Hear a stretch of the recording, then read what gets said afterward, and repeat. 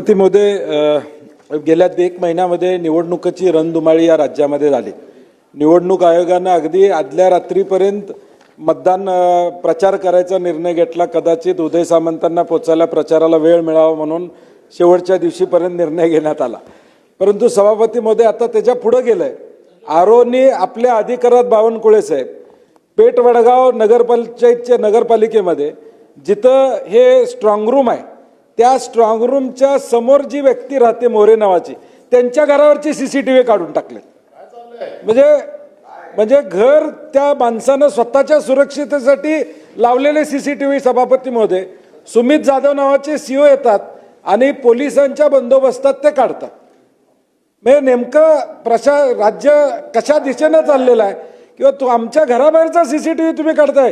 तिथं समोर सांस्कृतिक मंडळ आहे, तिथं ईव्हीएम ठेवलेत, मान्य आहे, परंतु जी व्यक्ती तिथं राहते त्यांनी स्वतःच्या सुरक्षेसाठी या ठिकाणी ठेवले असतील तर ते सुद्धा तुम्ही जर या ठिकाणी मग शंका निर्माण होणार नाही का? मग ईव्हीएम वर शंका निर्माण होते असा विरोधक करतात, हे म्हणण्याला अर्थ काय असणार आहे?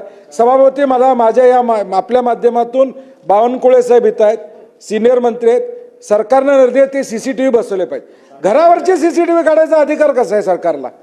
त्याच्या समोर तुमचा हॉल आहे, त्या घरावरचे सीसीटीव्ही तुम्ही कसे काढू शकता?